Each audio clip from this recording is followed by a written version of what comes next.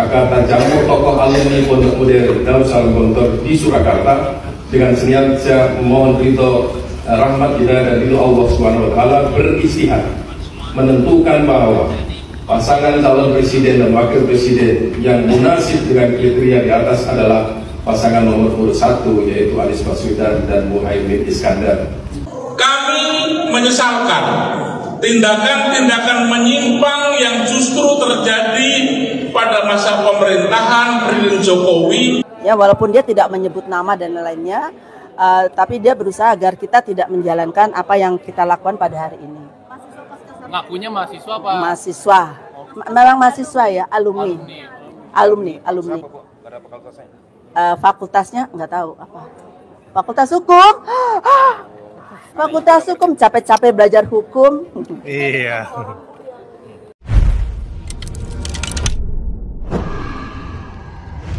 Assalamualaikum warahmatullahi wabarakatuh. Waalaikumsalam warahmatullahi wabarakatuh. Alhamdulillahirabbil alamin. Asyhadu an la ilaha illallah wa asyhadu anna Muhammadan abduhu wa rasuluh. Dibacain berita, kita jumpa lagi. Bung kameramen, dipersilahkan.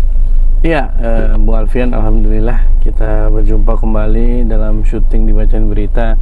Mudah-mudahan segera ada podcast UAT nih. UATcast. Ya Bu Alfian, ini kita mendapatkan kabar gembira bahwa keluarga besar Gontor sudah mendeklarasikan mendukung pasangan Amin atau pasangan nomor 1, atau diberitakan dalam Detik News, judulnya adalah keluarga besar alumni Gontor se-Republik Indonesia deklarasi dukung Amin. Nah, ini apa dampaknya Bu Alfian untuk 01? Silakan Bu Alfian.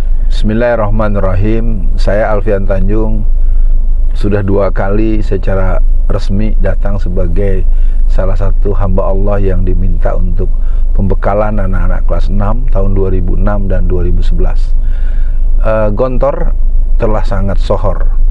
Gontor sudah sampai kepada batas untuk kita tidak punya alasan mengabaikan dia sebagai sebuah kelembagaan, sebagai air zam-zam SDM. Kita bisa menyebut sederet nama sepanjang jauh mata memandang. Dan Gontor telah memiliki pondok pesantren alumni yang jumlahnya menembus 600-an. 600 pesantren, artinya ketika ada penjelasan dari alumni Gontor menyatakan diri untuk memilih haluan berkeadilan sosial bagi seluruh rakyat Indonesia dengan orang yang sudah kita ketahui, Anies Rashid Baswedan dan Caimin, maka berarti 600 pesantren tersebut akan memberikan respon. Dan saya tidak punya keraguan karena mereka ilmunya mapan, karena kawan-kawan Gontor juga orang yang dekat dengan kitab Allah, dengan pesan Rasulullah. Jadi kepatutan-kepatutan yang logis akan membuat Gontor salah satu bagian signifikan daripada kemenangan pasangan 01. Iya, Bu Alfian, memang Gontor itu banyak banget ya, di mana-mana kita datang pesantren ternyata pondok alumni. Ya, mudah-mudahan deklarasi ini menjadi inspirasi juga untuk lulusan Gontor seperti Ustadz Yusuf Mansur ya Bu Alfian. Nah Bu Alfian, ini kan belakangan ini juga sedang ramai nih Bu Alfian, kampus-kampus seperti UGM, seperti UII, seperti UI. Nah, sebetulnya kenapa ya Bu Alfian pihak kampus atau orang yang akademik lah ya sampai begitu resah Bu Alfian dengan kelakuan Jokowi? Silakan Bu Alfian. Karena Jokowi telah melakukan pelaksanaan kewenangan yang bukan kewenangan dia. Di masa beliau lah, di masa Jokowi lah, rektor-rektor itu ditentukan dan ditunjuk oleh dia. Itu sebuah hal yang melukai hati, dan itu menjadi kesedihan kawan-kawan ITB, kawan-kawan di berbagai perguruan tinggi, bahwa ternyata termasuk yang paling sangat jadi berita itu adalah pemilihan rektor UNS. Ya, Universitas 11 Maret yang ada di Solo. Itu kan pemilihan rektornya dari awal-awal persiapan sudah dinyatakan bahwa hasil yang akan diperoleh pihak Kementerian Pendidikan akan tinggal melantik atau mengesahkan. Ternyata kembali omdok, kembali bohong, dan kembali zalim. Ya, orang yang terpilih padahal pihak Kementerian pendidikan dan kebudayaan itu sudah mendapatkan 35%, walaupun tidak ikut milih, tapi suaranya sudah dapat, katakanlah dianggap sudah mempunyai kuota 35% gitu Bung Kameramen. Dan ternyata tetap kalah. Yang menang adalah yang menang itu, dan ternyata itu dianulir dengan atas nama kekuasaan yang tentu kita semua sangat kecewa. Nah, kembali kepada pertanyaan tadi, kenapa ada sikap seperti itu? Kalau menurut saya, tinggal seluruh lapisan masyarakat dengan berbagai profesi, dengan berbagai peran-peran publik, dengan berbagai fungsi-fungsi sosial yang ada, harus berani mengatakan bahwa kita sudah muak memiliki pemimpin yang tidak punya sayang dan ulas asihnya kepada masyarakat. Jadi pilihan kepada 01 adalah satu pilihan sadar yang harus didukung, dan selama kurang lebih 10 hari ke depan ini harus betul-betul dijaga dan sampai pada batas kemenangan yang mutlak lebih dari 2 digit, begitu Bung? Ya, Bu Alfian, yang aneh itu adalah respon dari Istana, Bu Alfian. Jadi Istana tanggapi ramai kampus kritik Jokowi, dia sebut adalah strategi politik partisan. Kalau saya kok melihat ya, maksudnya sebagai orang biasa, ini nggak ada yang koordinir, Bu Alfian. Ini pure hati nurani, atau Bu Alfian punya pandangan apa dan respon Bu Alfian terhadap responnya Istana, Bu Alfian? Dia sebenarnya jadi serba salah, tidak merespon, dianggap nggak peduli terhadap aspirasi. Iya. Merespon, dikomplain oleh Bung Kameramen. Ya, tapi artinya sebenarnya ada sebagai pertanda bahwa memang di dalam istana itu, para juru bicara itu sebenarnya mereka dalam jangka yang panjang kan juga tidak mengalami elan terapi kepada masalah kebangsaan dan kenegaraan buat rakyat Indonesia. Yang ada kerjanya sibuk hanya untuk memoles gincu, memoles lip service dan segala macam. Artinya ini sebuah kedunguan kolektif ya kalau pakai bahasa Rocky Gerung. Dan dari saya, buat masyarakat, kita tidak melihat istana sebagai hal yang istimewa. Kita lihat istana sebuah tempat yang memang harus segera berganti orang.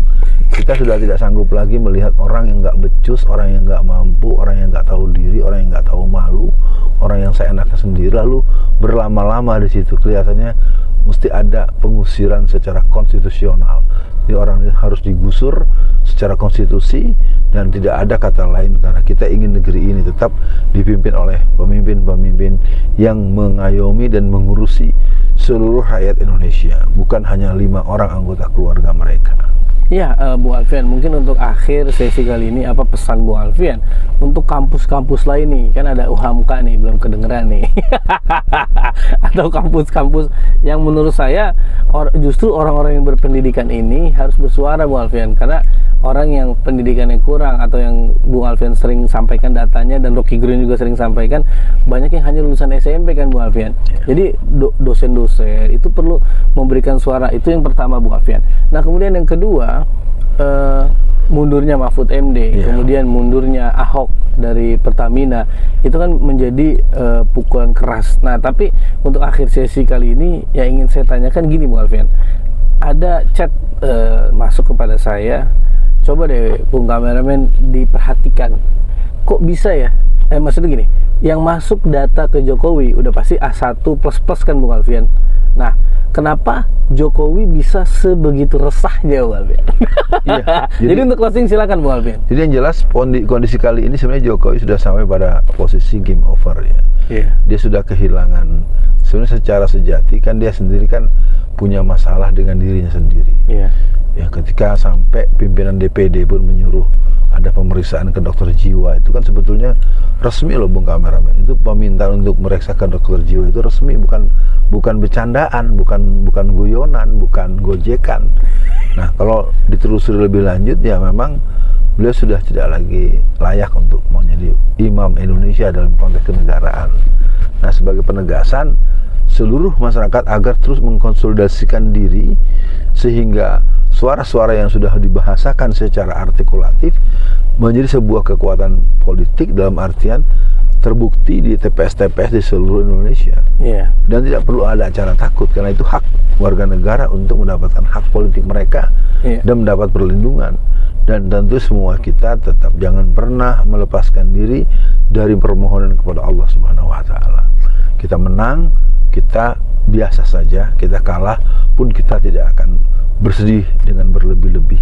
Yang jelas, untuk menghadapi kontestasi politik 2024, kita berada pada posisi siap menang untuk menata negara yang mengalami proses-proses penataan yang lebih baik. Sekian, Assalamualaikum warahmatullahi wabarakatuh.